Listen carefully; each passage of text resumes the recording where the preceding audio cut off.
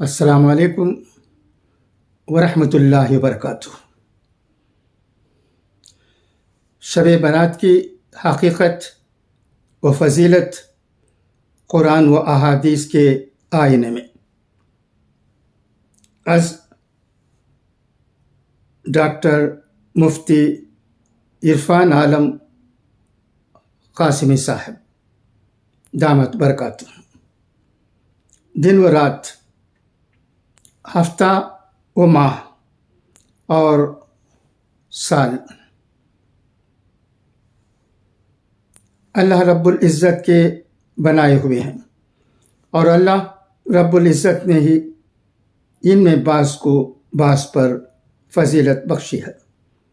انہی عظمت و فضیلت والی راتوں میں ایک رات شعبان المعظم کی 15ویں شب ہے، جو برات سے موسوم ہے، جو دراصل خطاؤں اور گناہوں سے توبہ کر کے بری ہونے کی رات ہے۔ قرآن مجید میں 25ویں پارہ سورہ دخان کی ابتدائی آیتوں میں ارشاد باری ہے۔ ترجمہ: قسم ہے اس کھلے ہوئے واضح کتاب کی، ہم نے اسے ایک بڑی خیر و برکت والی رات میں اتارا ہے، کیونکہ ہم لوگوں کو آگاہ و متنبہ کرنے کا ارادہ رکھتے تھے۔ یہ وہ رات ہے جس میں ہر معاملے کا حکیمانہ فیصلہ ہمارے حکم سے صادر کیا جاتا ہے۔ یقیناً ہم ایک رسول بھیجنے والے تھے۔ لیلۃ المبارکہ کے بارے میں حضرت اکرمہ اور مفسرین حضرات کی ایک جماعت کا خیال ہے کہ اس سے شب برات مراد ہے۔ احادیث و آثار میں بھی شب برات کی عظمت، برکت اور رحمت بہت اہتمام اور بلیغ انداز میں بیان ہوئی ہے۔ چنانچہ حضرت عائشہ صدیقہ رضی اللہ تعالیٰ عنہ سے روایت ہے کہ میں نے رسول اللہ صلی اللہ علیہ وسلم کو فرماتے ہوئے سنا کہ اللہ تعالیٰ خیر کو 4 راتوں میں خوب بڑھاتے ہیں: عید الاضحیٰ کی رات، عید الفطر کی رات، شعبان کی 15ویں رات اور چوتھی 9ویں ذی الحجہ کی رات۔ ان تمام راتوں میں صبح کے اذان تک خیر و برکت کا نزول ہوتا رہتا ہے۔ ابن ماجہ، حضرت معاذ ابن جبل رحمۃ اللہ علیہ سے روایت ہے کہ آپ صلی اللہ علیہ وسلم نے ارشاد فرمایا کہ شعبان کی 15ویں شب میں اللہ تعالیٰ تمام مخلوق کی طرف متوجہ ہوتا ہے اور اپنی ساری ہی مخلوق کی مغفرت فرما دیتا ہے، سوائے شرک کرنے والے اور کینہ رکھنے والوں کے۔ طبرانی بیہقی۔ حضرت علی رضی اللہ تعالیٰ عنہ سے مروی ہے کہ حضور اکرم صلی اللہ علیہ وسلم نے فرمایا کہ جب شعبان کی 15ویں رات ہو تو اس رات میں عبادت کرو اور اس کے بعد والے دن میں روزہ رکھو، کیونکہ اس رات کو اللہ تعالیٰ غروب آفتاب کے وقت سے ہی آسمان دنیا پر جلوہ خاص فرماتا ہے، اور اللہ تعالیٰ فرماتا ہے کہ کیا کوئی مغفرت چاہنے والا ہے کہ میں اسے بخش دوں؟ کیا کوئی مبتلا مصیبت ہے کہ اسے عافیت دوں؟ کیا کوئی ایسا ویسا ہے؟ اور یہ آواز صبح تک آتی رہتی ہے۔ 15ویں شعبان کی اسی مبارک شب میں بنی آدم کا ہر وہ شخص جو اس سال پیدا ہونے والا ہوتا ہے لکھ دیا جاتا ہے، اور بنی آدم کو ہر وہ شخص جو اس سال مرنے والا ہوتا ہے اس رات میں لکھ دیا جاتا ہے، اور اس رات میں بندوں کے اعمال اوپر اٹھائے جاتے ہیں، اور اسی رات میں بندوں کے رزق اترتے ہیں۔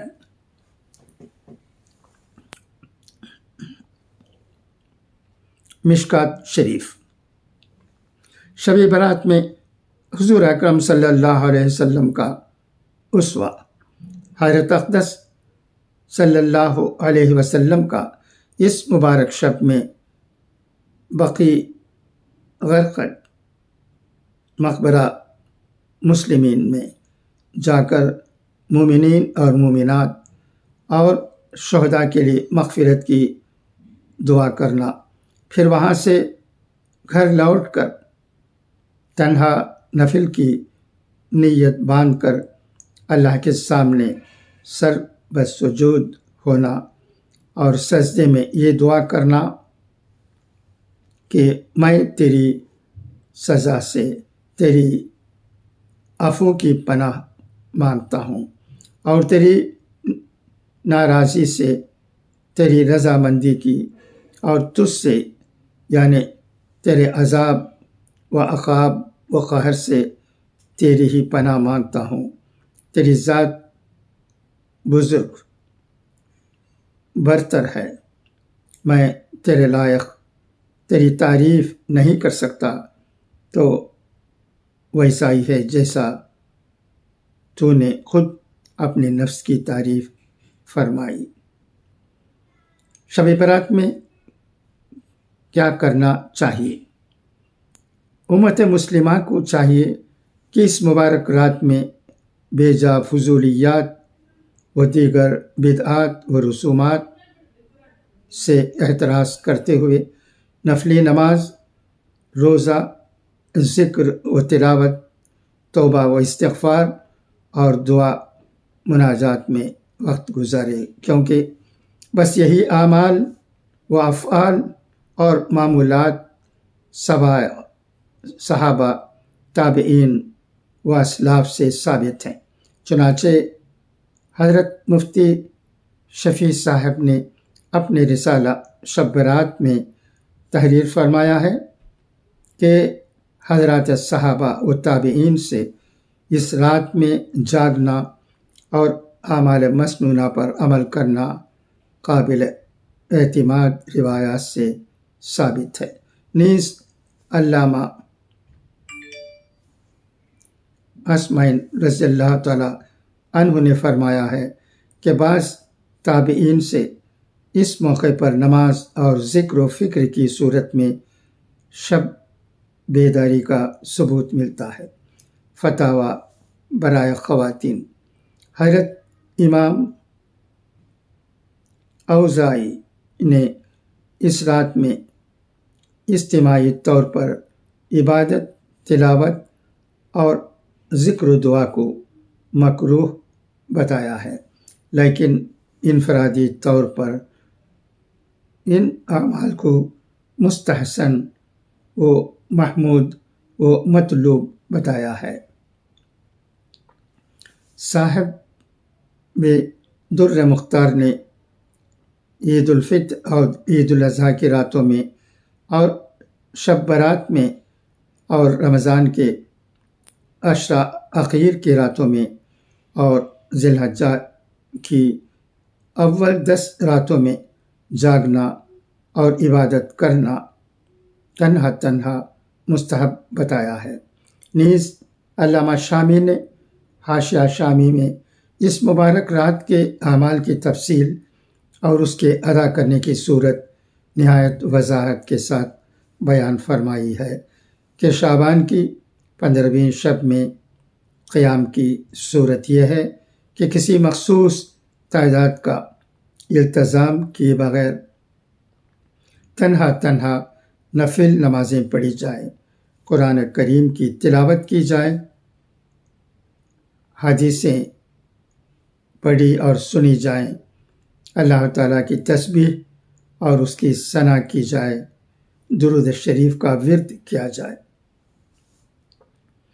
حضرت علامہ حافظ ابن تیمیہ فرماتے ہیں کہ شعبان کی 15ویں شب کے متعلق بہت سی احادیث اور آثار مروی ہیں، اور سلف کی ایک جماعت سے منقول ہے کہ وہ اس رات میں نماز پڑھا کرتے تھے، لہٰذا اس رات میں تنہا نماز پڑھنے والے کے لیے سلف کا عملی نمونہ موجود ہے، اس میں اس کے لیے دلیل ہے، لہٰذا اس جیسے عمل پر گرفت اور نکیر نہیں کی جا سکتی۔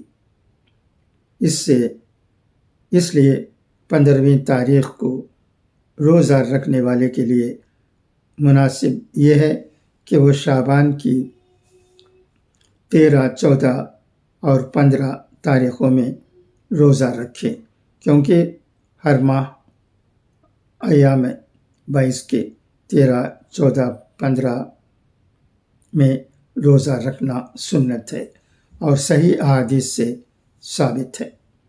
علامہ البانی نے اس موضوع پر بحث کرتے ہوئے فرمایا ہے کہ جو لوگ یہ کہتے ہیں کہ 15ویں شعبان کی رات کے بارے میں کوئی صحیح حدیث موجود نہیں، تو ان لوگوں کا یہ کہنا جلد بازی کا نتیجہ ہے، ان پر اعتماد نہیں کرنا چاہیے۔ آپ نے اصلاح المساجد کے مؤلف علامہ شام محمد جمال الدین القاسمی کے اس شب کے سلسلے میں کسی صحیح حدیث کے نہ ہونے کے حکم و فیصلے پر کلام فرمایا ہے کہ حدیث بطریق مالک بن عامر بن معاذ ابن جیل عن النبی مروی ہے، جو اوپر گزری ہے۔ اس حدیث کی تخریج حضرت ابن ابی عاصم نے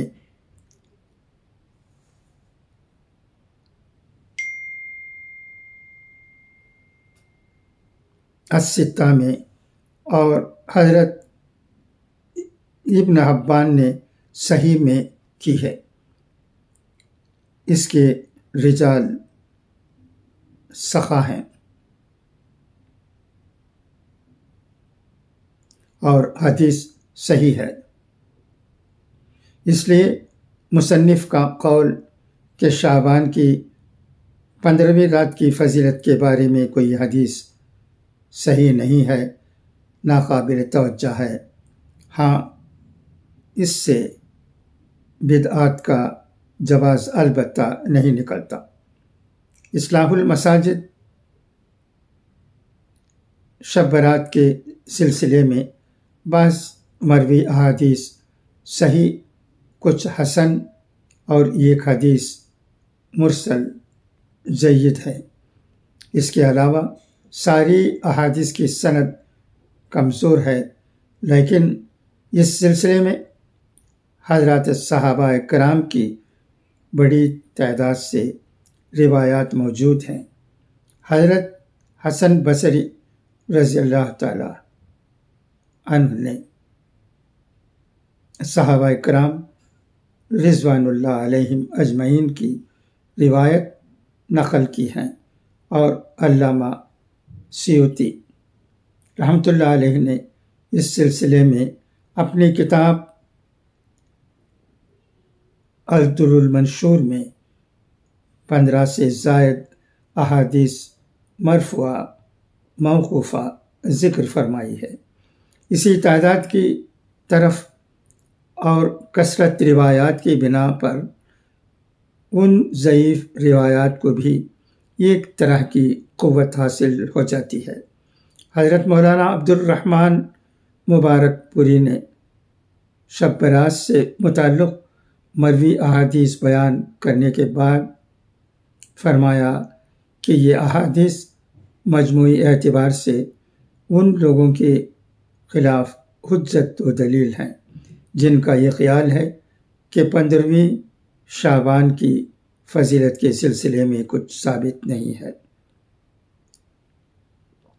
مذکورہ والا مسلمہ حقیقت کے باوجود امت مسلمہ کی ایک تعداد شب برات کی مشروعیت کی منکر ہے اور دن رات میں کیے جانے والے اعمال خیر کو لغو اور بدعت قرار دیتی ہے، اور اس سلسلے کی ساری احادیث کو ضعیف، موضوع اور من گھڑت خیال کرتی ہے۔ لیکن ان لوگوں کا یہ فکر و خیال بالکل حقیقت سے دور ہے، بلکہ صحیح اسلام کے بالکل برعکس ہے، کیونکہ شب برات کے سلسلے میں مروی احادیث مبارکہ اور اکابرین امت حضرات محدثین و محققین کے اقوال کے ساتھ ساتھ اسلاف امت حضرات تابعین، عظام خالد بن معدان، لقمان بن عامر اور مکحول رحمہم اللہ، اور امام اسحاق ابن راویہ کے عملی نمونے سے بھی اس رات کی فضیلت و اہمیت معلوم ہوتی ہے۔ دعا ہے کہ اللہ رب العزت تمام امت مسلمہ کو بدعات و خرافات اور تمام غیر اسلامی مروجہ رسومات سے اجتناب کرتے ہوئے اس اہم اور مبارک رات کی سعادتوں، رحمتوں اور برکتوں سے مستفیض فرمائے۔ آمین یا رب العالمین۔